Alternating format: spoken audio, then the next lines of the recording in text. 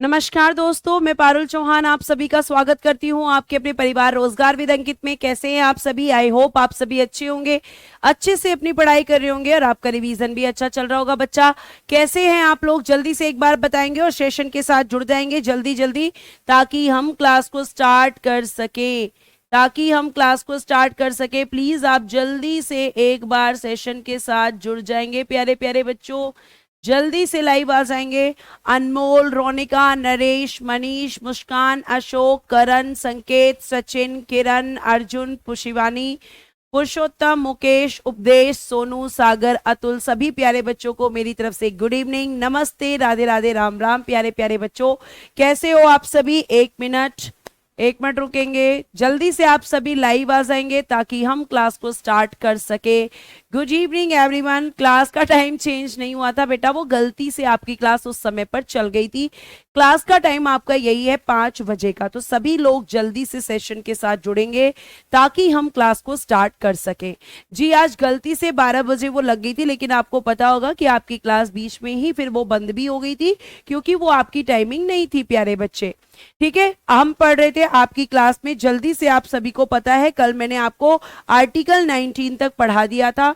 और प्यारे प्यारे से बच्चों, मेरी हाथ जोड़कर आप लोगों से रिक्वेस्ट है कि प्लीज आप ये बार बार कमेंट नहीं करेंगे कि मैम समय हो गया। क्लास 1.5 घंटा, तो मतलब 1.5 घंटा ही चलेगी, क्योंकि मुझे अगस्त लास्ट तक आपका सिलेबस कंप्लीट करना है और आपको फ्री करना है, ताकि आप आराम से अपना रिवीजन कर पाए। और इतना इंटरेस्टिंग टॉपिक चल रहा है और उसमें भी तुम्हें बोरियत हो रही है, बताओ, हद हो गई भाई, बहुत ज्यादा हद हो गई है ना। तो जल्दी से आप सभी जुड़ जाएंगे, 1 मिनट रुकेंगे।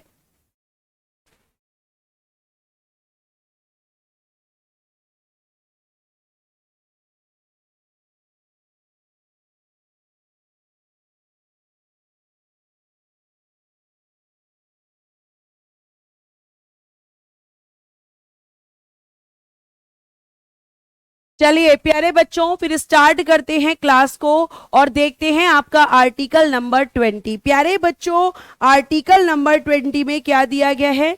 आर्टिकल नंबर 20 दोष सिद्धि के संबंध में संरक्षण, यानी कि protection in respect of conviction आपका दिया गया है आर्टिकल 20 में।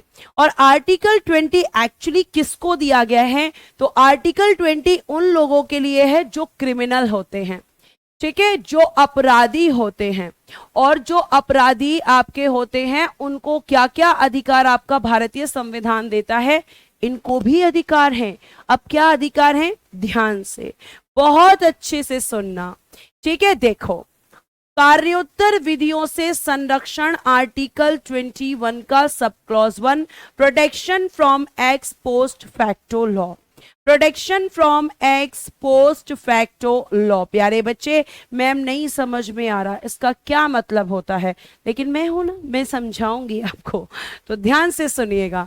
ये कह रहा है, इसका एग्जाम्पल लेंगे। एक एग्जाम्पल है, एक ए व्यक्ति है जिसने क्राइम किया है, ठीक है, इसने अपराध किया है। और प्यारे बच्चे, कोई भी अपराध हो सकता है, और इस अपराध को इसने किया था, यह अपराध इसने किया है 2014 में, ठीक है। और जब इसने ये अपराध किया तो प्यारे बच्चे, इसके लिए सजा दी जाती थी, जो पेनल्टी थी वो थी आपकी 20 ईयर्स की। कितनी थी पेनल्टी? 20 ईयर्स, यानी कि 20 वर्षों की, ठीक है, 20 वर्षों की इसकी पेनल्टी थी। और अगर मैं आपसे बात करूं तो ये जो पेनल्टी है, ये जो सजा है, अगर इसके बारे में हम बात करते हैं, 20 वर्षों की पेनल्टी, ठीक है, अगर हम इसकी बात करते हैं तो आप कहेंगे, ठीक है, थोड़ा सा मैं इसको जो है कट रहा है, मैं इधर लिख देती हूं थोड़ा सा, कोई बात नहीं, हम दोबारा से एग्जाम्पल ले लेते हैं आपका। मैं आपको समझा रही हूं आर्टिकल नंबर 20 का सब क्लॉज 1। प्यारे बच्चों, इसमें एक ए नाम का अपराधी है, एक क्रिमिनल है, ठीक है। बहुत गौर से सुनना मेरी बात को, पूरा फोकस बोर्ड की तरफ होना चाहिए। एक क्रिमिनल है ए, और प्यारे बच्चे, इसने क्या किया है? एक अपराधी है, इसने क्या किया, या कह सकते हैं ए ने एक अपराध किया है। ए ने क्या किया? एक अपराध, एक क्राइम किया है। और प्यारे बच्चे, ये क्राइम इसने 2014 में किया था। इस अपराध के लिए जो सजा है जो पेनल्टी दी गई है वो दी गई है प्यारे बच्चों 20 ईयर्स की, वो दी गई है 20 वर्षों की। कितने की दी गई है? 20 वर्षों की, 20 ईयर्स की। ठीक है, अब अगर मैं आपको यहां पे ध्यान से मेरी बात सुनना बेटा, ध्यान से, पीडीएफ में जो है वो लिखना है।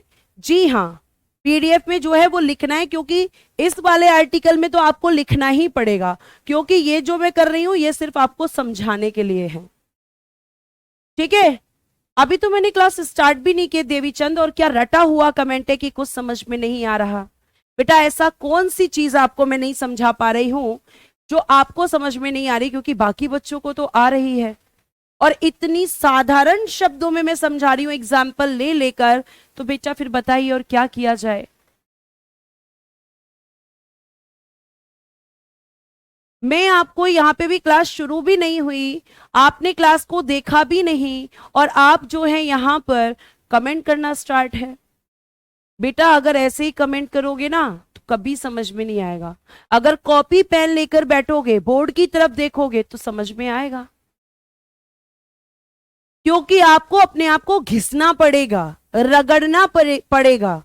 अगर आप सोना बनना चाहते हो तो आप, और हीरे की तरह चमकना चाहते हो, तो खुद को क्या करना पड़ेगा?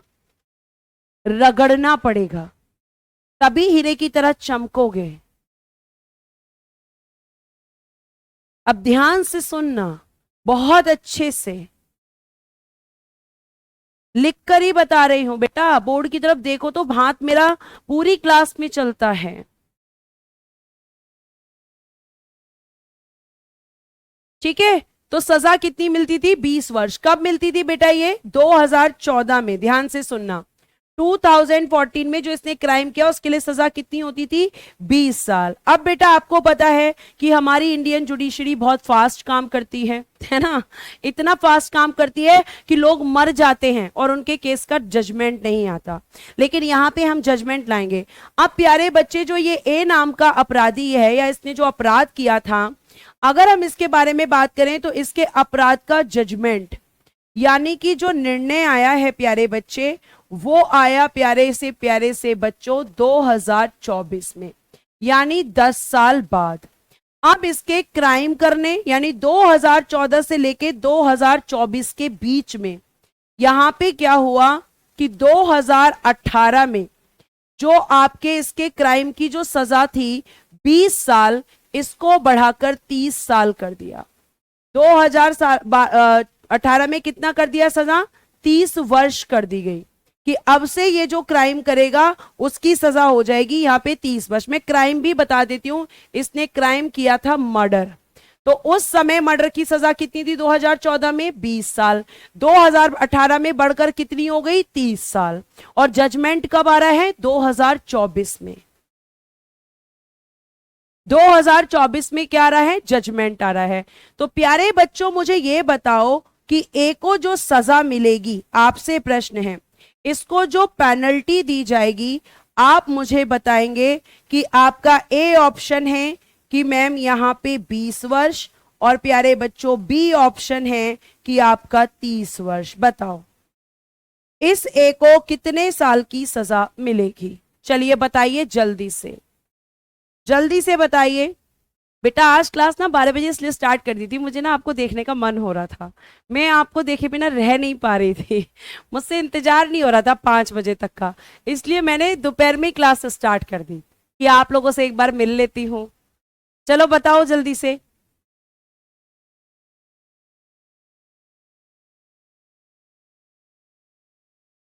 कितनी मिलेगी? ए आंसर आ रहा है, ए आंसर आ रहा है, सबका ए आंसर आ रहा है, शाबाश। यानी इसको जो सजा मिलेगी वो कितने साल की? मैम 20 वर्ष की मिलेगी, 20 साल की मिलेगी, क्योंकि इसने जब क्राइम किया था उस समय सजा कितनी थी? 20 वर्ष। यानी जो व्यक्ति जिस समय क्राइम करता है उसको उसी के हिसाब से सजा भी मिलती है, उसको उसी हिसाब से सजा भी मिलती है, ये आप हमेशा ध्यान रखेंगे। लेकिन बेटा अगर मैं इसका उल्टा कर दूं, यहां पे मैं 30 की जगह अगर कर दूं कि सजा 10 वर्ष हो गई है और अब मैं आपको ऑप्शन दूं दोबारा कि ए ऑप्शन फिर से वही 20 वर्ष और बी ऑप्शन आपका 10 वर्ष, तो अब बताओ कि सजा कितनी मिलेगी। अगर सजा बढ़ेगी तो ठीक है 20 वर्ष, लेकिन अगर सजा कम होगी तो कितनी मिलेगी बेटा, तो कितनी मिलेगी, यानी जो व्यक्ति जिस समय क्राइम करता है उसको उसके हिसाब से सजा मिलती है अगर सजा बढ़ गई है, लेकिन अगर सजा कम हो गई है तो बताओ जल्दी से कितनी मिलेगी,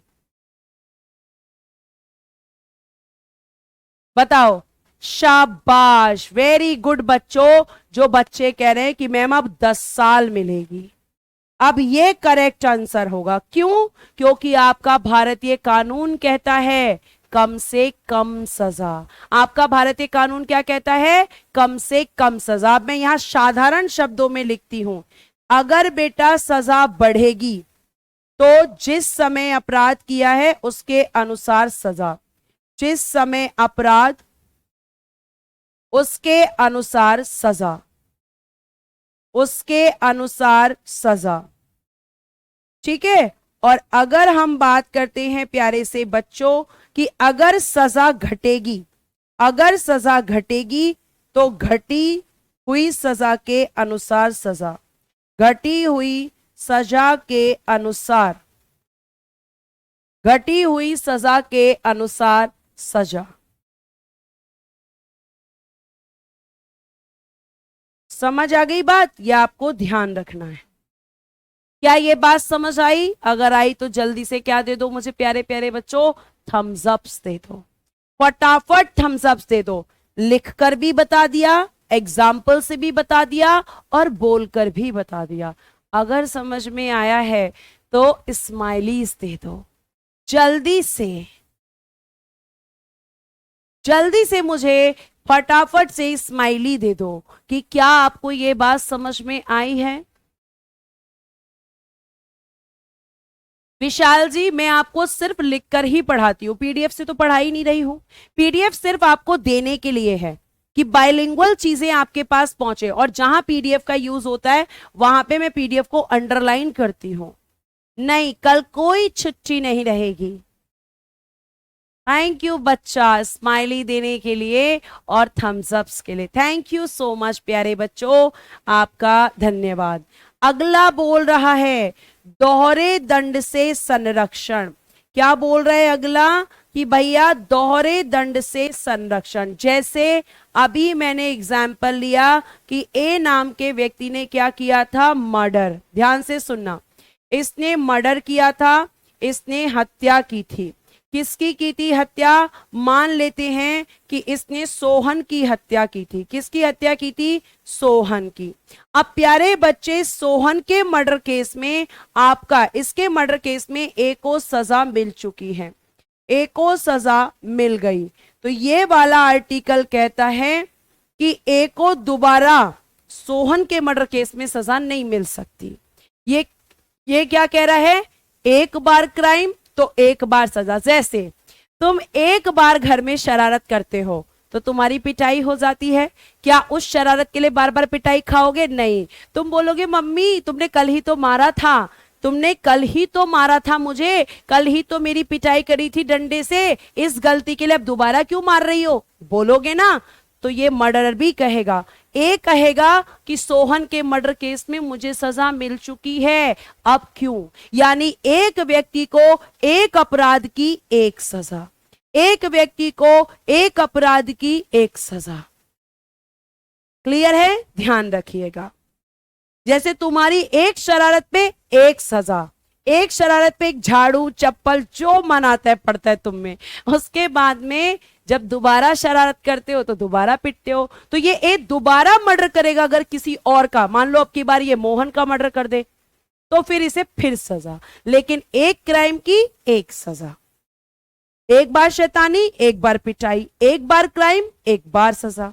क्लियर बच्चा? बात समझ आ गई? आ गई तो फिर से स्माइली दे दो, फिर से हंसकर दिखा दो, ताकि तुम्हारी ये प्यारी प्यारी सी स्माइली, मैं देखो सामने से तो देख नहीं सकती, यहां से देख लेती हूं। आगे देखिए, आत्म अभिशंसन से संरक्षण, आर्टिकल 20 का सब क्लॉज 3 ये क्या कह रहा है? ये कह रहा है कि भैया प्रोटेक्शन फ्रॉम सेल्फ इंक्रिमिनेशन, यानी कि किसी भी व्यक्ति को अपने खिलाफ गवाही देने के लिए मजबूर नहीं कर सकते। किसी भी व्यक्ति को अपने ही खिलाफ गवाही देने के लिए मजबूर नहीं कर सकते। जैसे आप मूवी में देखते हो, हीरो को ले लिया, हीरो को गिरफ्तार कर लिया, फिर पुलिस उसे बहुत मार रही है, कह रही है गुनाह कबूल करो, गुनाह कबूल करो, हीरो कर ले रहा है क्योंकि उसे ब्लैकमेल कर लिया। लेकिन रियल लाइफ में ऐसा नहीं होता। अगर क्रिमिनल ने कोर्ट के सामने कह दिया, अगर क्रिमिनल ने कोर्ट के सामने कह दिया कि साहब जबरदस्ती बयान लिया है, तो पुलिस पे ही कार्रवाई शुरू हो जाएगी। यानी आप किसी भी व्यक्ति को, किसी भी अपराधी को यह नहीं कह सकते कि वो अपने खिलाफ कोर्ट में गवाही दे। ये अधिकार पुलिस को नहीं है, जबरदस्ती पुलिस ऐसा नहीं करवा सकती। ठीक है, अगर करवा सकती तो श्रद्धा मर्डर केस का जो क्रिमिनल था उसे प्यारे बच्चे अब तक सजा मिल गई होती। ठीक है, नहीं करवा सकती, इसीलिए तो सजा भी नहीं मिली है। थैंक यू बच्चा, आपकी ये प्यारी प्यारी सी स्माइली देखकर खुश हो जाती हूं मैं, है ना? ऐसा लगता है मेरे सामने ही मुस्कुरा रहे हो। बात समझ आ गई? आगे चलते हैं और अगला आर्टिकल आपको जीवन की स्वतंत्रता देता है। अगला आर्टिकल कहता है जा सिमरन जी ले अपनी जिंदगी, है ना? तो आपको भी कहता है बच्चों जी लो अपनी जिंदगी। तो यहां पे आर्टिकल 21, आर्टिकल 21 यानी कि जीवन जीने का अधिकार, ये साधारण शब्द है। जीवन जीने का अधिकार, राइट टू लाइफ। आपको कॉपी में यही नोट करना है। आपको कॉपी में क्या नोट करना है? आपको कॉपी में यहां पर ये वाला स्लाइड नोट करना है जिसपे मैं टिक कर रही हूं, और फिर आपको कॉपी पर ये नोट करना है जो मैं लिख रही हूं इस वाली स्लाइड पर, यानी कि right to life, right to life. प्यारे बच्चे, तुम्हारे जीने के लिए जो जरूरी है, तुम्हारे जीने के लिए जो भी जरूरी है वो सब ये आर्टिकल तुम्हें देता है। तुम कह रहे हो मेरे जीने के लिए खाना जरूरी है, देगा। कह रहे हो पानी पीना जरूरी है, पानी देगा। कह रहे हो स्वास्थ्य जरूरी है, स्वास्थ्य देगा। कह रहे हो कि लव मैरिज जरूरी है, तो वो भी आपको अधिकार देगा। आप कहोगे मुझे प्राइवेसी चाहिए अपनी लाइफ में, वो भी देगा। तो ये सारी वो चीज आपको देगा जिससे आपको जीवन जीने में कष्ट ना हो, है ना? लेकिन कष्ट तो मैम फिर भी हो ही जाता है। बड़े होते हैं नौकरी कर लो, बच्चे होते हैं पढ़ाई कर लो, बात नहीं सुनते तो कुटाई हो जाती है। तो जीवन मैम सुखी नहीं है, लेकिन फिर भी बेटा इस जीवन को जीने का मन करता है ना? ये जीवन को जीने का मन करता है। आगे देखिए, अगर मैं आपसे प्यारे बच्चों बात करूं तो यहां पे ध्यान से सुनना। आपने मुझसे पहली बात कही, इस आर्टिकल 21 के क्या क्या एग्जाम्पल हो सकते हैं? पहला एग्जाम्पल आप कहोगे कि मैम मुझे खाना चाहिए, तो निशुल्क खाद्य सामग्री आपको मिलती है। निशुल्क खाद्य सामग्री, ध्यान से लिखना, फ्री फूड आइटम्स। क्या मिलता है? निशुल्क खाद्य सामग्री, free food items, free food items, free food items. यानी कि सरकार तुम्हें राशन देती है, राशन कार्ड मिलता है, उस राशन में तुम्हें गेहूं मिलता है, चावल मिलता है, चीनी मिलती है, तेल मिलता है कि जाओ अपना खाना पीना सही करो। उसके बाद दूसरा आप कह रहे हो कि मुझे क्या चाहिए? निशुल्क चिकित्सा सहायता, निशुल्क चिकित्सा सहायता, फ्री मेडिकल हेल्प मुझे चाहिए मैम। तो प्यारे बड़े बच्चों ये भी आपको दी जाती है, free medical help. Free medical help कौन देता है? आर्टिकल नंबर 21 देता है। तीसरा, मैम मुझे प्रेम विवाह करना है, यानी कि जीवन साथी चुनने का अधिकार। जीवन साथी चुनने का अधिकार मेरा है मैम, मुझे मिलना चाहिए। तो यह आर्टिकल कहता है हाँ बिल्कुल मैं तुम्हें देता हूं। यानी कि एक वर्ड में लिखूं तो मतलब सॉरी 2 वर्ड में लिखूं तो लव मैरिज। ये चौथा, आप कहते हो निजता का अधिकार, आप कहते हो राइट टू प्राइवेसी, ये सब लिखना है कॉपी में। राइट टू प्राइवेसी आप कहते हो मैम मुझे ये भी चाहिए। तो सुप्रीम कोर्ट ने कहा बिल्कुल मिलेगा, आर्टिकल 21 में ही आपको देंगे। नचिता जी मैं जयपुर आकर आ चुकी हूं, जयपुर हमारा मीटअप था, उसमें मैं आई थी और वहां पे हम लोग गए भी थे। ठीक है, आगे देखिएगा। तो आप ये कह सकते हो कि ये सब कहाँ है 21 में। फिर उसके बाद आप कह रहे हो कि मैम हमें शिक्षा का अधिकार भी चाहिए।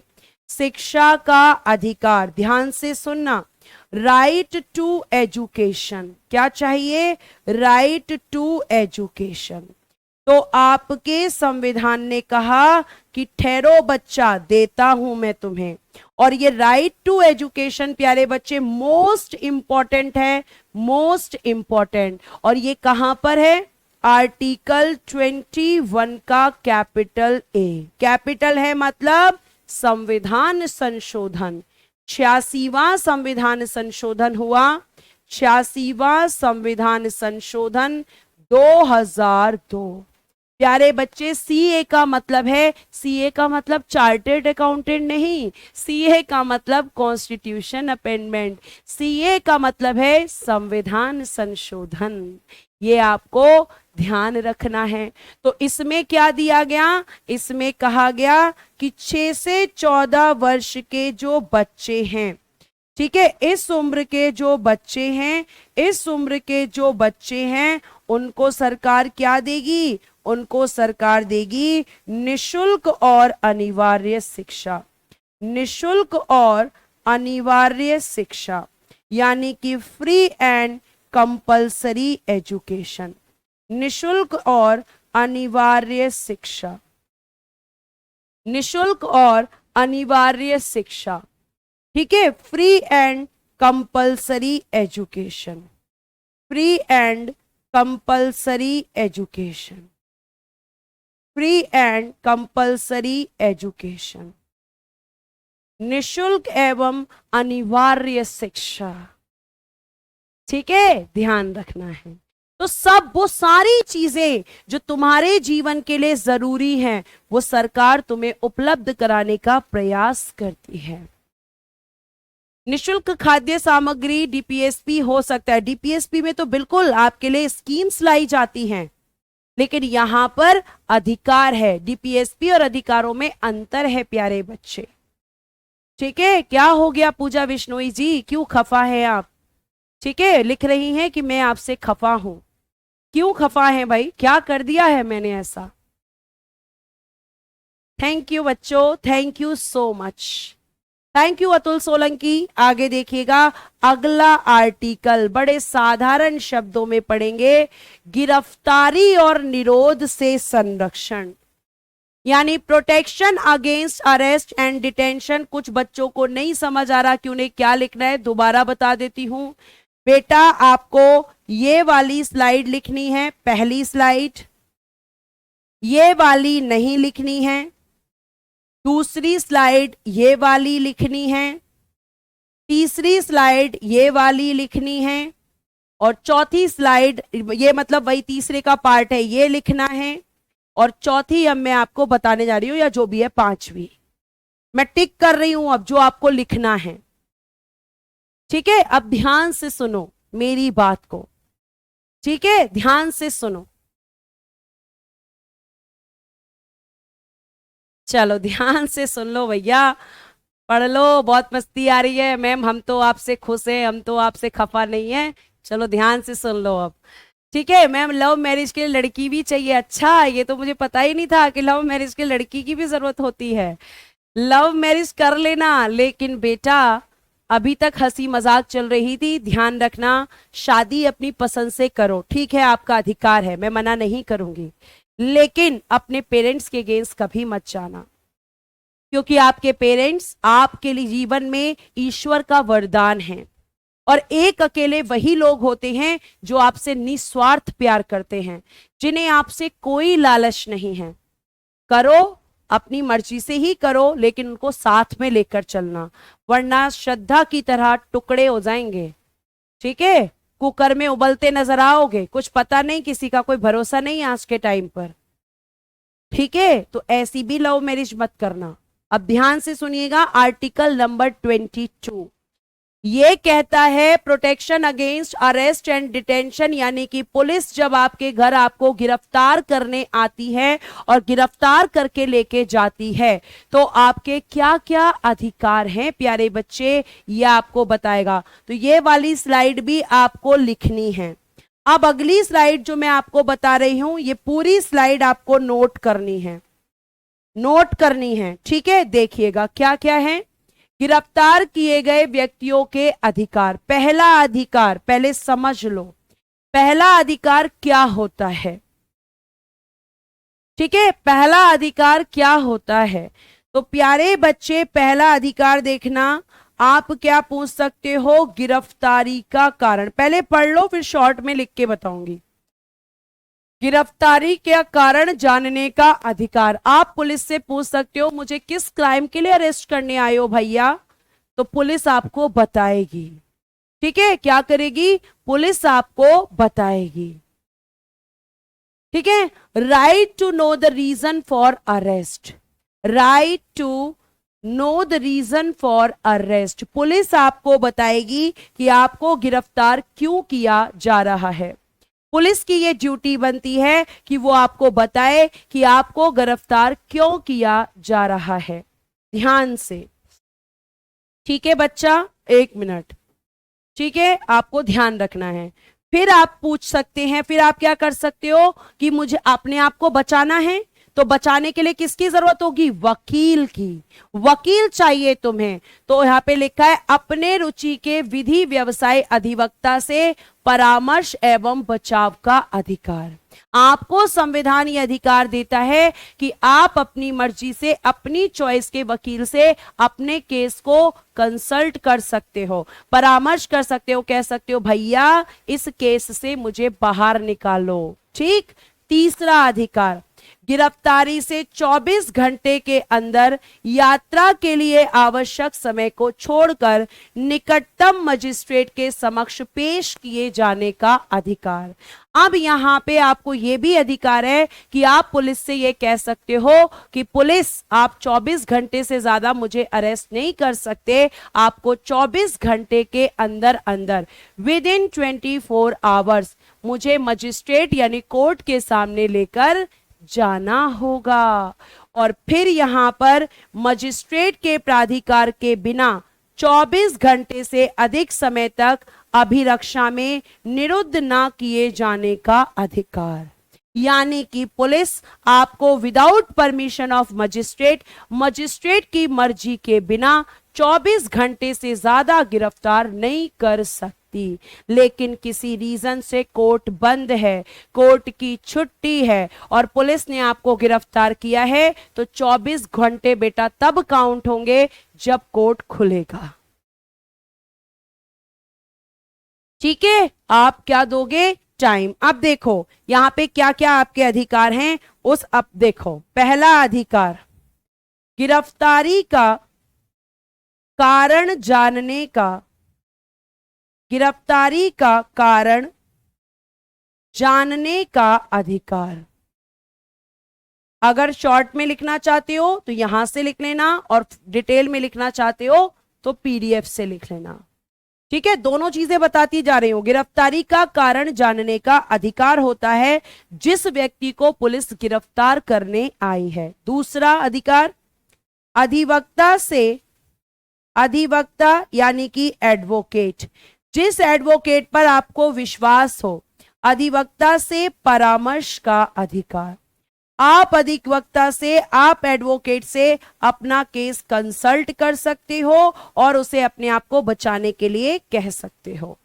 परामर्श का अधिकार, आप कह सकते हो भैया ऐसे ऐसे मुझे गिरफ्तार कर लिया है, तुम मुझे इस केस से बाहर निकालो। ठीक। तीसरा, गिरफ्तारी से 24 घंटे के अंदर अंदर 24 घंटे के अंदर अंदर गिरफ्तार व्यक्ति को मजिस्ट्रेट के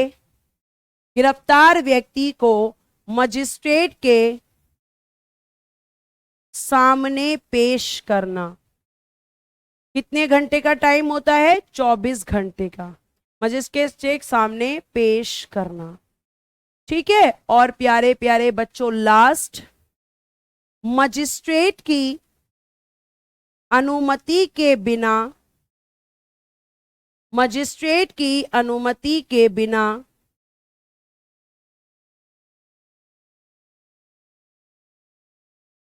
24 घंटे से ज्यादा गिरफ्तार करके,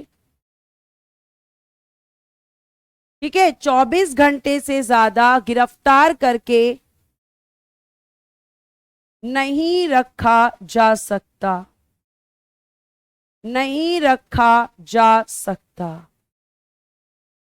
ये आपको ध्यान रखना है। क्लियर है बेटा? नहीं कर सकते आप। 24 घंटे से ज्यादा मजिस्ट्रेट, यानी कि जो कोर्ट होता है वहां पर मजिस्ट्रेट बैठता है, और वो मजिस्ट्रेट अगर परमिशन नहीं देगा तो 24 घंटे से ज्यादा किसी भी मुजरिम को गिरफ्तार करके नहीं रखा जा सकता। कुशल राज जी, इंग्लिश ये रही। कोई भी चीज ऐसी नहीं है जो आपके पास नहीं है, या मैं आपको अवेलेबल नहीं करवा रही हूं, सारी चीजें हैं आपके पास। ठीक है, सारी चीजें हैं आपके पास। 1 मिनट रुक जाएंगे थोड़ा सा। अब ठीक है, ठीक है, अब ठीक है। आपका पूरा यहां पे आ रहा है। हाँ, डिस्ट्रिक्ट मजिस्ट्रेट कुशल राज जी, इंग्लिश, एक एक पॉइंट की इंग्लिश लिखी हुई है, और ये पीडीएफ की जरूरत मुझे पड़ेगी ही नहीं, लेकिन हिंदी इंग्लिश के चक्कर में पड़ती है, क्योंकि एक एक वर्ड हिंदी में, एक एक वर्ड इंग्लिश में, ये पॉसिबल नहीं है। अगर कोर्ट बंद रहेगा तो अभी बताया ना रंजन कुमार कि 24 घंटे तब से शुरू होगा जब कोर्ट ओपन होगा। ठीक है, ध्यान रखना। यहां तक बात समझ आई? अगर आ गई तो फिर से स्माइली दे दो, फिर से प्यारे प्यारे से चेहरे भेज दो, ताकि मैं आगे बढ़ सकूं, आपका रिस्पॉन्स मेरे पास आ सके। ठीक है, तो ये अधिकार हैं आपके। Thank you so much everyone. जल्दी से रिस्पॉन्स करेंगे आप फटाफट से एक बार, ताकि मैं आगे बढ़ूं। मौज होगी आज तो मैडम जी। चलो बढ़िया बात है, मौज होनी भी चाहिए जीवन में। ठीक है, आगे देखिए अगला क्वेश्चन, आपका आर्टिकल नंबर 23। तुम्हें मेरी शादी में बड़ा इंटरेस्ट है कि लव मैरिज हुई है कि अरेंज मैरिज हुई है। कोई भी मैरिज हुई है, मैं खुश हूं। ठीक है, तुम्हें बड़ा इंटरेस्ट होता है। सैलरी बताऊंगी तुम्हें मैं प्रेसिडेंट की या किसी की, तो मेरी सैलरी, मेरी पे क्यों आ जाते हो तुम घूम फिर कर? हैं भैया, मेरे से क्वेश्चन नहीं आएगा एग्जाम में, क्वेश्चन मुझसे नहीं आएगा। तो चलो अब ध्यान से सुन लो, आगे देखो यहां पर। चलो शरारती बच्चों, देखो यहां पर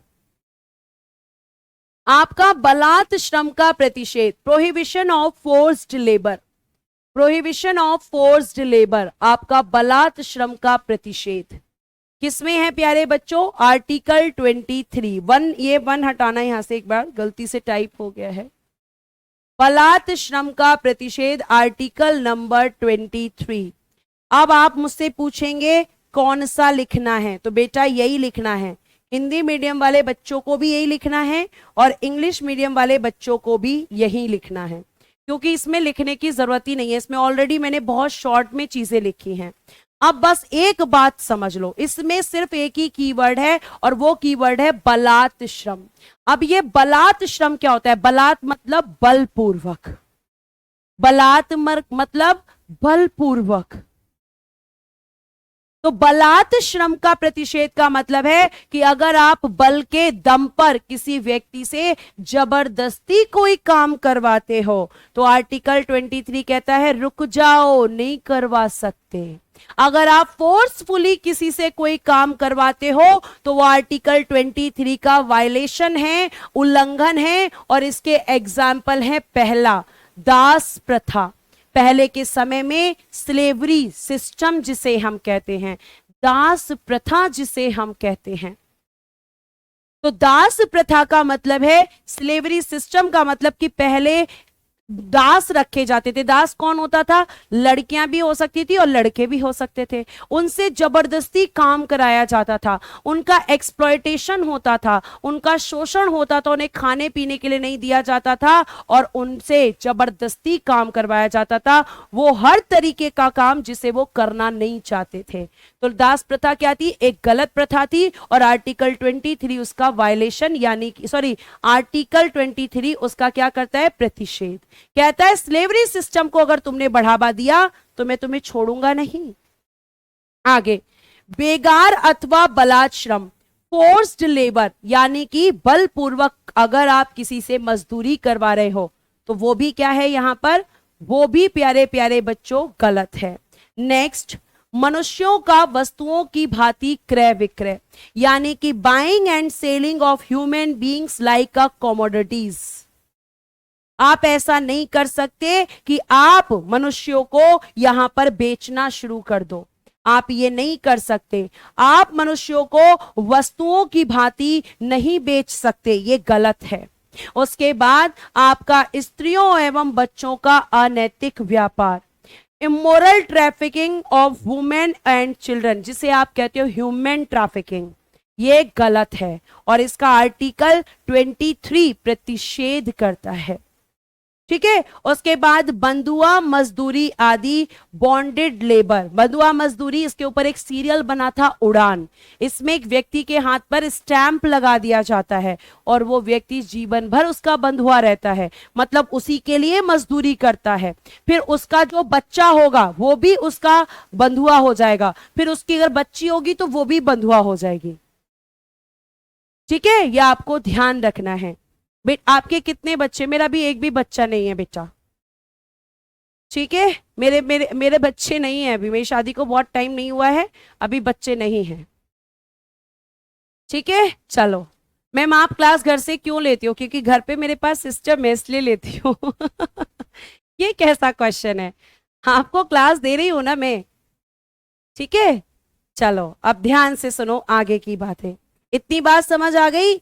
अगेन देनी है स्माइली। आज तुम्हारा मुंह दुख जाना चाहिए स्माइल कर करके, है ना? इतनी स्माइल करनी है, इतनी स्माइल करनी है कि आपका मुंह दुख जाए, है ना? चलो अब ध्यान से सुनो आगे, ध्यान से सुनिएगा।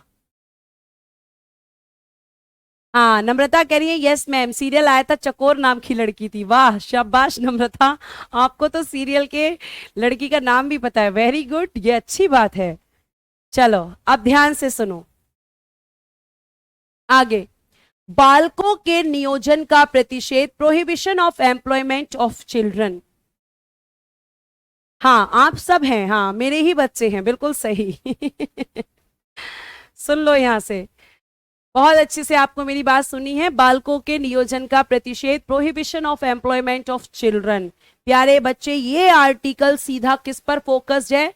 चिल्ड्रन पर। ये आर्टिकल किस पे फोकस्ड है? बालकों पर। और आपको ये लिखना है, आज लिखने का भी साथ साथ बता रही हूं तुम्हें, क्योंकि बहुत सारे बच्चों को पता ही नहीं चल रहा कि उन्हें लिखना क्या है। ठीक है, आगे देखो। बहुत खुश लग रही हूँ, हाँ अब तुम्हारे साथ रहती हूँ मैं, हमेशा खुशी रहती हूँ, तुम्हें ऐसा लगता है। अब शरारत करोगे तो डांटूंगी भी, ठीक है, डांटना पड़ता है, वरना तुम लोग बहुत शैतानी करते हो। आगे देखिए यहां पर, अगर मैं आपसे बात करती हूँ बालकों के नियोजन का प्रतिषेध, तो प्यारे बच्चे सबसे पहले इसका आर्टिकल मिस हो गया है, लिखना आर्टिकल नंबर 24। अब देखो मैं आपको साधारण शब्दों में समझाऊंगी।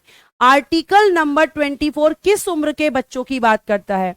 आर्टिकल नंबर 24 कहता है कि 14 वर्ष से कम आयु, 14 वर्ष से कम आयु, 14 वर्ष से कम आयु, ठीक है, below 14 years of age, below 14 years of age, 14 वर्ष से कम आयु के जो भी बच्चे हैं, ठीक है, जो भी बच्चे हैं, जो भी चिल्ड्रन हैं, आपको ध्यान रखना है कि आपको इनसे काम नहीं करवाना, काम नहीं करवाना। अब काम का मतलब ये नहीं कि घर में काम नहीं करवाना, अरे मम्मी पापा के लिए पानी देना, खाना देना, ये कर सकते हैं, कहाँ काम नहीं करवाना वो भी ध्यान से सुनो। पहला, कारखानों में, यानी जो फैक्ट्रीज होती हैं, कारखानों में काम नहीं करवाना, खानों यानी कि माइंस, जैसे कोल माइंस, यहां काम नहीं करवाना। कोई भी जोखिम पूर्ण कार्य, यानी कि जिस कार्य को करने में खतरा हो, वो काम नहीं करवाना। इसके साथ साथ प्यारे बच्चों, आपको होटल्स में काम नहीं करवाना, आपको घर में काम नहीं, होम्स यानी कि घरों में, यानी कि दूसरे के घरों में, होटलों में, घरों में, यहां काम नहीं करवाना, क्योंकि इन बच्चों की उम्र होती है पढ़ने की, इन बच्चों की उम्र होती है प्यारे प्यारे से बच्चों पढ़ने की, और हम क्या करते हैं, इनका एक्सप्लॉयटेशन। आर्टिकल 24 कहता है बहुत हुआ बच्चों के साथ शोषण, बहुत हुआ बच्चों का मिसयूज, अब नहीं होगा। अगर तुमने 14 साल से किसी भी कम उम्र के बच्चे को काम दिया तो फिर तुम्हें कानून नहीं छोड़ेगा। होटलों में काम नहीं कराना, घरों में काम नहीं करवाना, कारखानों में नहीं करवाना, खानों में नहीं करवाना, और साथ साथ कोई भी खतरनाक काम नहीं करवाना, ये सब बिल्कुल नहीं करवाना, ठीक है, ये सब बिल्कुल आपको नहीं करवाना है। ये सारी चीजें आपको ध्यान रखनी है। हिमांशु जी फोन की वॉल्यूम कम कर लीजिए, उसमें एक ऑप्शन आता है, क्योंकि ये हो सकता है आपके फोन में ज्यादा तेज आ रही है लेकिन बाकी बच्चों के फोन में नहीं आ रही है, और मेरे बोलने की स्पीड वही रहती है जो डेली रहती है, तेज नहीं बोलती हूं मैं। आप अपने फोन की वॉल्यूम कम कर लीजिए, या फिर आपने ईयरफोन लगा रखी है तो कम कर लीजिए, वो सीधा माइंड पे अटैक करती है वॉल्यूम, ठीक है। तो यहां पे सीधा, अब आप बोलोगे मैम 14 साल से ज्यादा है, तो अगर मैम 14 साल से ज्यादा है तो 14 साल से ज्यादा के बच्चों को घरों में और होटलों में काम दिया जा सकता है, लेकिन खतरनाक काम इनसे भी नहीं करवाया जा सकता, ठीक। और उसके बाद आप बोलो कि अगर 14 से, मतलब यहां पे जो 14 से, ऐसे लिखना, 14 से जो 18 वर्ष के बच्चे होते हैं, 14 से 18 वर्ष, इनसे घरों में और होटलों में काम करने की परमिशन हो सकती है। क्यों? क्यों मैम? 14 साल का बच्चा भी तो छोटा ही होता है बेटा, इसलिए क्योंकि बहुत सारे बच्चे ऐसे होते हैं जिनके घर की कंडीशन खराब होती है, जिनके घर में पैसा नहीं होता, सब अमीर नहीं होते, सबके पास गवर्नमेंट जॉब नहीं होती, किसी किसी के माँ बाप मजदूरी करके काम, मतलब जो है अपने बच्चों को पालते हैं। तो ये ऐसे बच्चे जो गरीब घर से होते हैं, उन्हें परमिशन है कि 14 से 18 साल की एज में वो घर और होटल में काम कर सकते हैं, लेकिन फैक्ट्रीज और माइंस में नहीं, फैक्ट्रीज यानी कारखानों और माइंस में नहीं, ध्यान से सुनना। और जो 18 वर्ष के ऊपर हो चुके हैं, और मैम जो 18 वर्ष के ऊपर हो चुके हैं, उन्हें बेटा कहीं पर भी काम करने की परमिशन है, क्योंकि अब वो अडल्ट हो चुके हैं। वो कारखानों में भी कर सकते हैं, खानों में भी कर सकते हैं, वो अपना डिसीजन खुद ले सकते हैं, लेकिन 14 साल से कम उम्र के बच्चों को काम नहीं करवाना है। और अगर आप देख रहे हो कि ऐसा हो रहा है तो आपको क्या करना चाहिए? कंप्लेन करना चाहिए उस व्यक्ति के खिलाफ जो इन बच्चों से काम करवा रहा है, ठीक है। आगे देखिए प्यारे बच्चे, अगला आपका है, अगला आपका आर्टिकल शुरू होगा धर्म से। तो आपको क्या लिखना है? आपको बेटा ये लिखना है, ये वाला, और ये लिखना है, इसमें होटल और घर जोड़ लेना कि होटलों और घरों में भी नहीं करवा सकते 14 साल से कम बच्चों का। बाकी ये सब समझाने के लिए था, आपको स्लाइड वाला नोट करना है। आप सब भी बहुत प्यारे हैं, थैंक यू प्रिया, ठीक है। अच्छा धन्यवाद रमेश जी, ये तो उन्हीं से पूछना पड़ेगा, है ना। चलिए अब देखिए आगे प्यारे बच्चे, आर्टिकल नंबर 24 के बाद आर्टिकल नंबर 25, ये मैं पूरा हाथ से लिखकर बताऊंगी और आपको वही नोट करना है। इसमें प्यारे बच्चे सबसे पहले मैं आपको बता दूं तो धर्म यानी कि रिलीजन की बात होगी।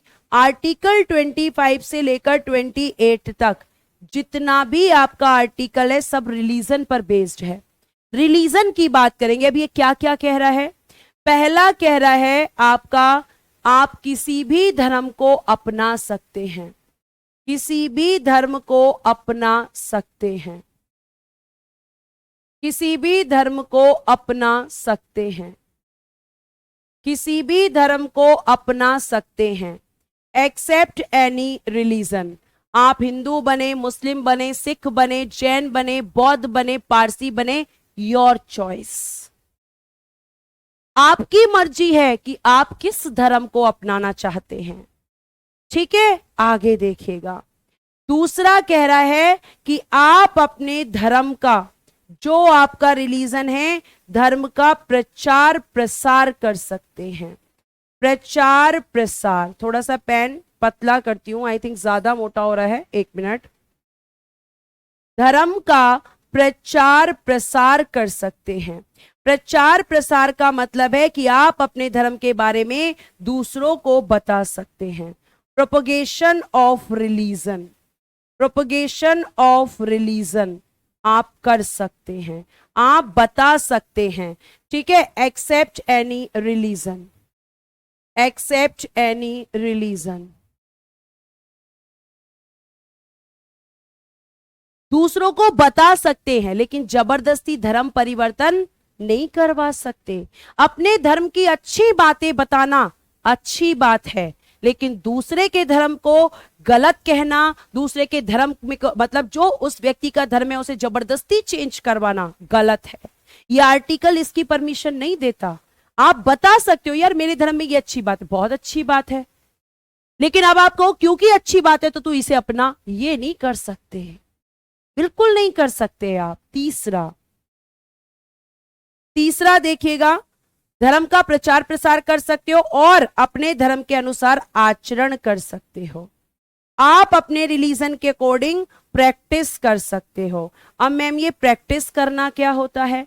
प्रैक्टिस करने का मतलब है पूजा पाठ। आपके धर्म के अनुसार आप आचरण कर सकते हो। आप रामायण पढ़ सकते हो, आप अगर हिंदू हो तो मंदिर जा सकते हो, रामायण पढ़ सकते हो, गीता पढ़ सकते हो, आप मुस्लिम हो तो कुरान पढ़ सकते हो, मस्जिद जा सकते हो। मतलब जो आपका रिलीजन है उसके अकॉर्डिंग क्या करना है आपको, उसके अकॉर्डिंग आचरण करना है। क्लियर है? ये बात आप हमेशा ध्यान रखना। क्लियर? यहां तक बात समझ आई? लेकिन धर्म परिवर्तन की परमिशन नहीं देता है, ध्यान रखिएगा। और एक क्वेश्चन और पूछा है एसएससी ने कि ये बताओ, सिख जो कृपान रखे हैं, सिखों को कृपान रखने का अधिकार, सिखों को कृपान रखने का अधिकार। बहुत सारे बच्चे इसको चाकू या तलवार कहते हैं, बेटा इसे सिख धर्म में कृपान कहते हैं। आपने सिख लोगों को देखा होगा कि उनके साइड में वो यहां पे लटका रहता है, और ये अधिकार उन्हें आर्टिकल 25 देता है। क्यों देता है? क्योंकि ये उनके धर्म की प्रैक्टिस में आता है, उनके रिलीजन के अकॉर्डिंग उनके आचरण में आता है। क्लियर है? ये आपको ध्यान रखना है।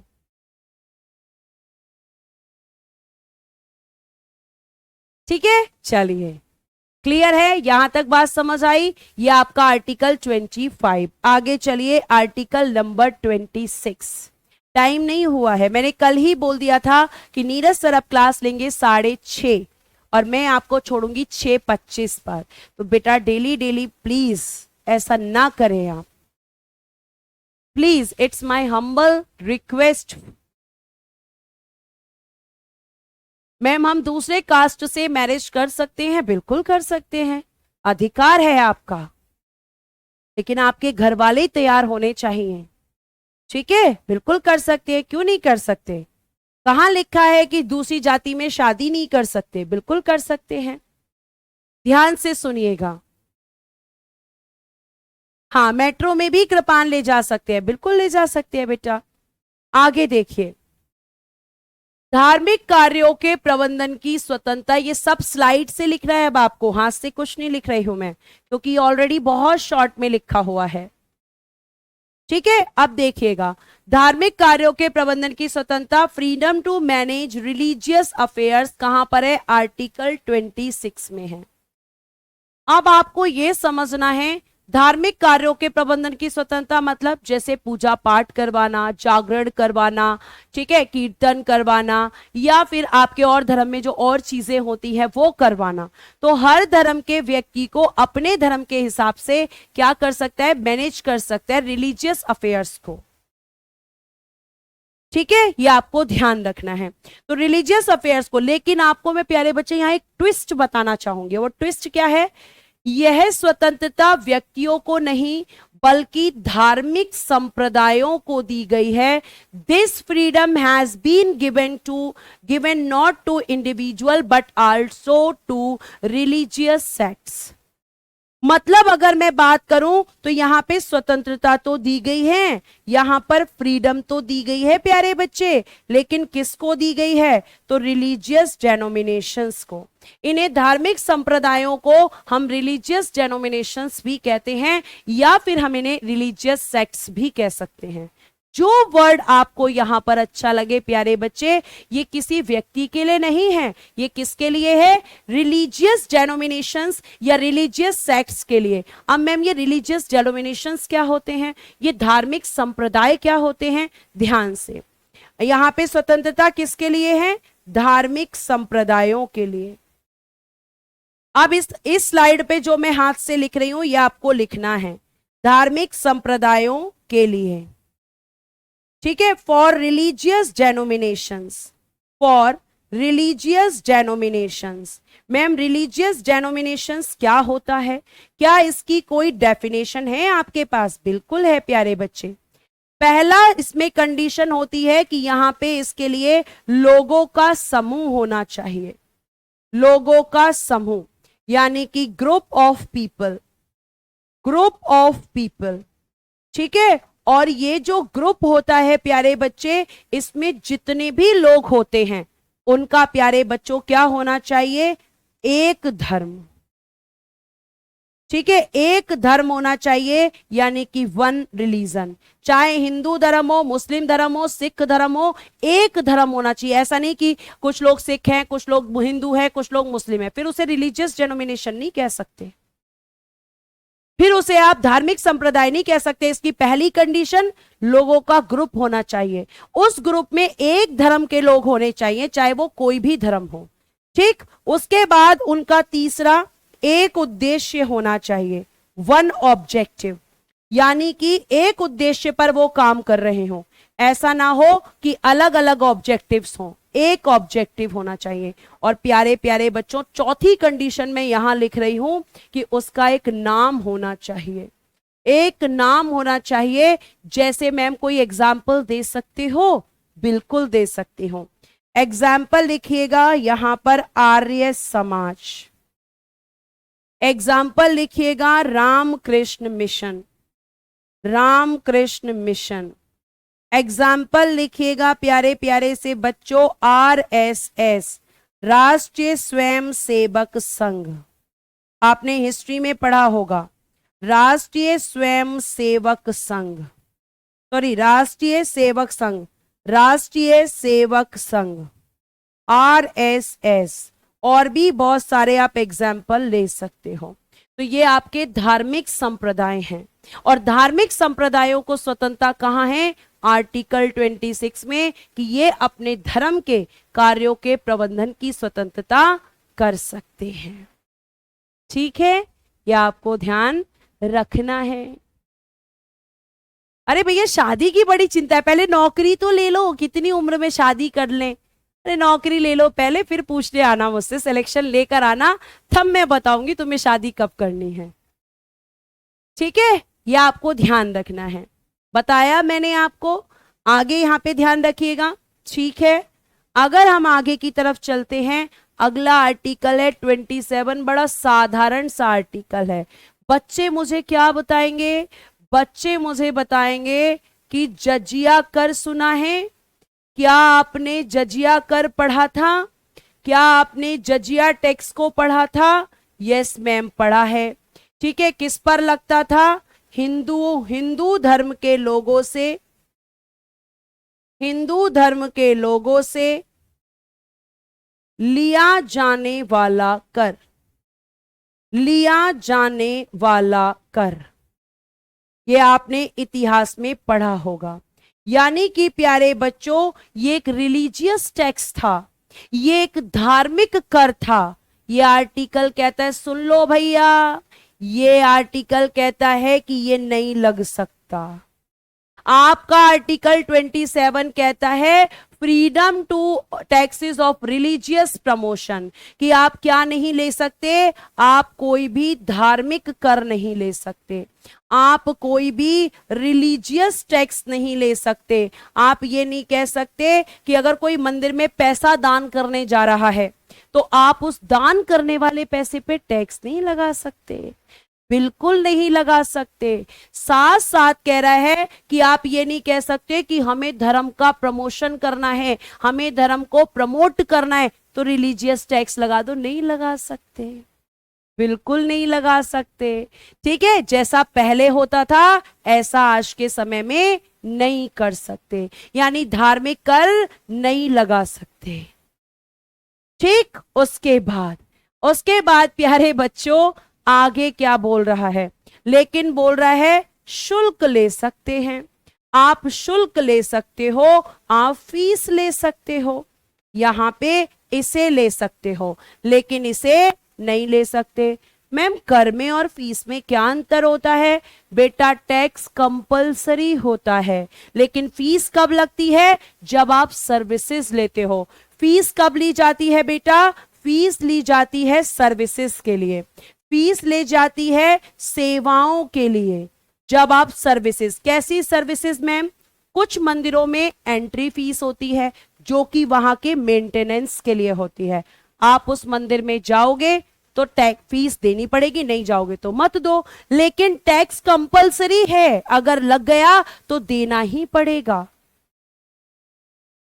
देना ही पड़ेगा आपको। लेकिन फीस तब दोगे जब सर्विसेज लोगे। आप किसी मंदिर में गए, वहां आपने पूजा की थाली ली, नारियल लिया, तो आपको देना पड़ेगा।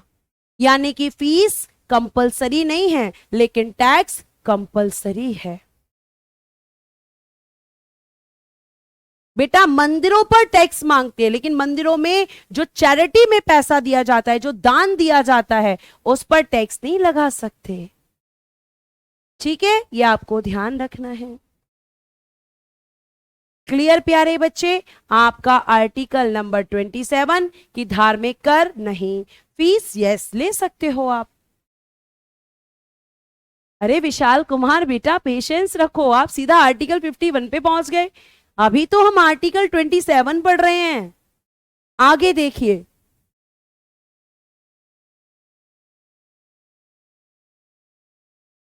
ये बड़ा इंटरेस्टिंग आर्टिकल है और बहुत साधारण शब्दों में मैं तुम्हें समझाऊंगी, पहले पढ़ लो। शिक्षण संस्थाओं के बारे में स्वतंत्रता, फ्रीडम इन एजुकेशनल इंस्टीट्यूट्स। राज्य निधि से पूर्णतः पोषित शिक्षण संस्थाओं में धार्मिक शिक्षा दिए जाने का निषेध करता है।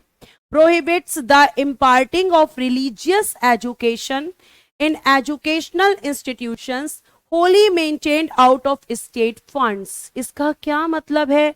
समझ ही नहीं आ रहा पढ़ने पर, क्योंकि मैं समझाऊंगी तब आपको समझ आएगा। ध्यान से, आर्टिकल 28 क्या कहता है? आर्टिकल 28 कहता है कि जो भी सरकारी शिक्षण संस्थान है, सरकारी शिक्षण संस्थान यानी कि government educational institution, government educational institutions, या गवर्नमेंट की जगह आप ऐसे लिखो कि ऐसे शिक्षण संस्थान, मैं बताती हूं, शिक्षण संस्थान ऐसे, एक मिनट मैं पूरा लिख देती हूं दोबारा, शिक्षण संस्थान लिखो पहले, यहां शिक्षण संस्थान क्या होते हैं? जहां पर तुम पढ़ते हो, ठीक है, एजुकेशनल इंस्टीट्यूशंस, एजुकेशनल इंस्टीट्यूशंस।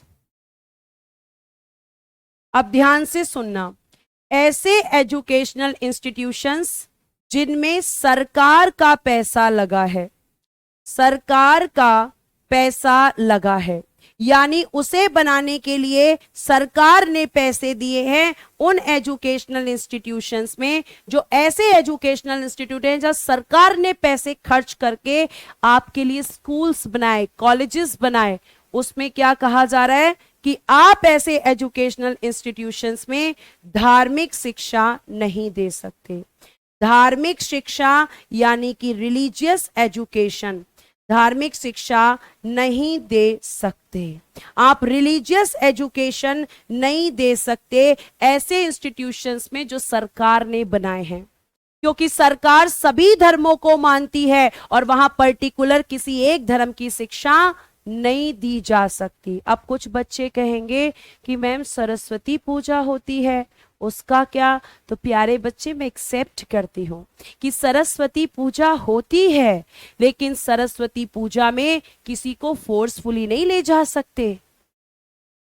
आप अब बच्चों से बोलेंगे कि कल पूजा है, अब बच्चों का मन है वो उसमें आना चाहते हैं या नहीं। आप किसी दूसरे धर्म के बच्चे को ये नहीं कह सकते कि उसे सरस्वती पूजा में आना ही होगा। अगर आप ऐसा करेंगे तो आर्टिकल 28 का वायलेशन है, उल्लंघन है। और अगर मैम हम बात करें कि मैम अगर बच्चा छोटा है, उसको पता ही नहीं है, तो फिर ठीक है, तो फिर क्या होगा? तो प्यारे बच्चे, फिर पता है क्या होगा? फिर छोटे बच्चे के माता पिता से पूछा जाएगा, उसके माता पिता परमिशन देंगे तो वो बच्चा आएगा। यानी धार्मिक शिक्षा ऐसे इंस्टीट्यूशंस में नहीं दी जा सकती, ऊपर यही लिखा है। समझ में आ गया? आ गया होगा तो स्माइली दे दो। प्रकाश कह रहे हैं आदिवासी तीर कमान रख सकते हैं? नहीं रख सकते। तीर कमान उनके धर्म में थोड़ी है, वो आचरण थोड़ी है बेटा, आपने समझा नहीं। धर्म की प्रैक्टिस, यानी कि धर्म में जो चीज जरूरी है। आदिवासी कोई धर्म नहीं है, आदिवासी एक जाति है, ठीक है। आगे देखिएगा, ये दोनों आर्टिकल्स हम बहुत साधारण शब्दों में पढ़ेंगे, दोनों को एक साथ पढ़ाऊंगी। क्या लिखना है मैम? ये लिखना है, ये लिखना है और ये भी लिखना है, लेकिन जो मैं लिखवाऊंगी लिखकर, वो सिर्फ समझाने के लिए। गिरिराज जी, क्या प्रश्न है आपका? प्रश्न भी पूछा करो, सिर्फ इतना लिख के भेज रहे हो, मेरे कमेंट का आंसर क्यों नहीं करती हो? कमेंट क्या है वो भी तो लिखो। थैंक यू बच्चा फॉर स्माइली। ऐसा लग रहा है आप मेरे सामने मुस्कुरा रहे हो, ठीक है, आप मेरे सामने मुस्कुरा रहे हो। अब देखो ध्यान से, आर्टिकल नंबर 29 और आर्टिकल नंबर 30, इनमें एक कॉमन चीज है। पहली कॉमन चीज कि ये दोनों अल्पसंख्यकों के लिए हैं। किसके लिए हैं? अल्पसंख्यकों के लिए, फॉर माइनॉरिटीज। किसके लिए हैं? फॉर माइनॉरिटीज, फॉर माइनॉरिटीज, ठीक, अल्पसंख्यकों के लिए हैं। और ये जो अल्पसंख्यक हैं, ये कौन से? जो भारतीय नागरिक हैं, मतलब इनका इंडियन सिटीजन होना भी जरूरी है। Indian citizen.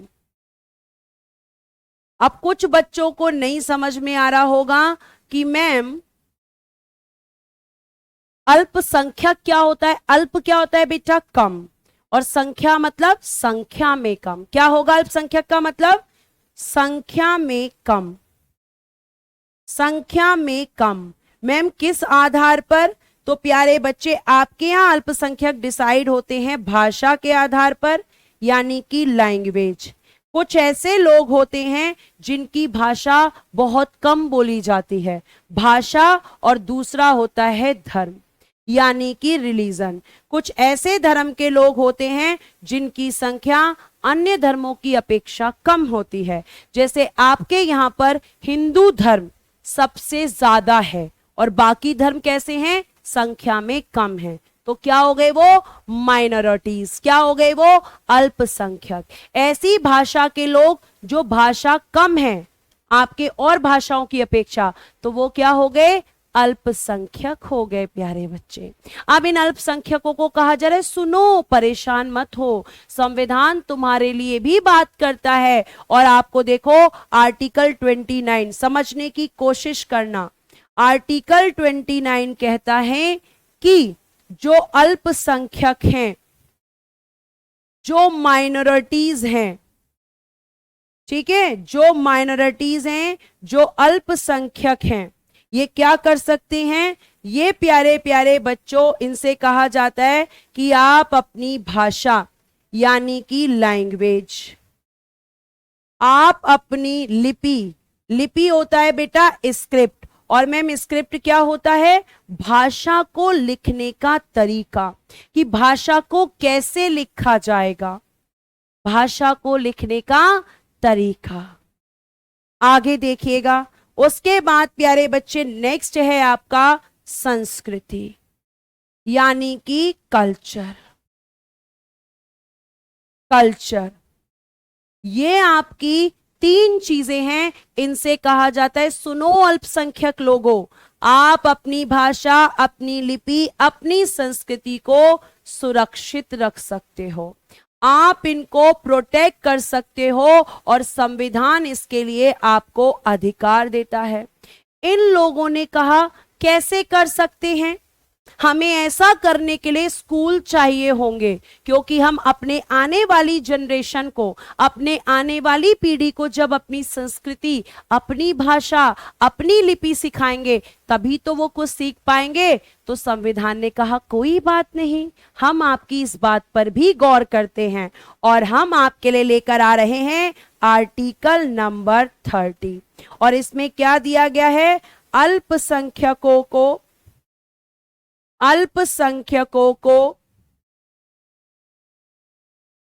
अपनी मनपसंद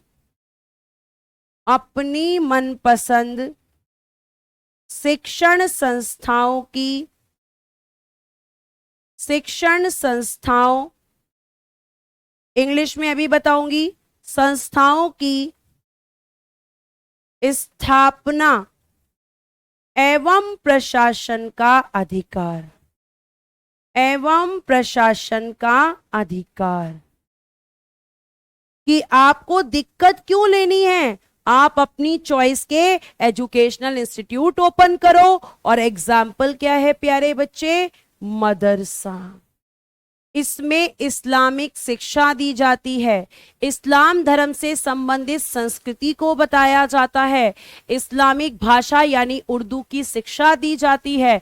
यानी कि इस तरह के जो आप इंस्टीट्यूशंस देखते हो वो आर्टिकल 30 में माइनॉरिटीज के लिए हैं। पहले में बोल रहा है अपनी भाषा, अपनी लिपि, अपनी संस्कृति को प्रोटेक्ट करो, हम अधिकार देते हैं। और हम तुम्हें दूसरा अधिकार देते हैं कि तुम इन्हें अगर अपने बच्चों को बताना चाहते हो तो आप अपने लिए स्पेशल इंस्टीट्यूशंस ओपन कर सकते हो, एग्जाम्पल फॉर मदरसा। देखिएगा जरा, क्या यही लिखा है मैम? यस बच्चा, यही लिखा है। देखिएगा अब इंग्लिश में, every citizen of India who has his own distinct language, tick कर देती हूं, language, script and culture shall have the right of preserve, यानी कि आप उसे सुरक्षित रख सकते हो, आपको अधिकार है। ठीक है, अगर आपको डिटेल में लिखना है तो इसको लिख सकते हो, और अगर शॉर्ट में लिखना है तो जो मैंने हाथ से लिखा है। ठीक, उसके बाद प्यारे बच्चे अगला क्या है? अनुच्छेद 30 का 1 gives the right to establish and administer education institutions, कि इनको अपने शिक्षण संस्थाएं स्थापित करने और उन्हें संचालित करने का भी अधिकार है। ठीक है, यह आपको ध्यान रखना है।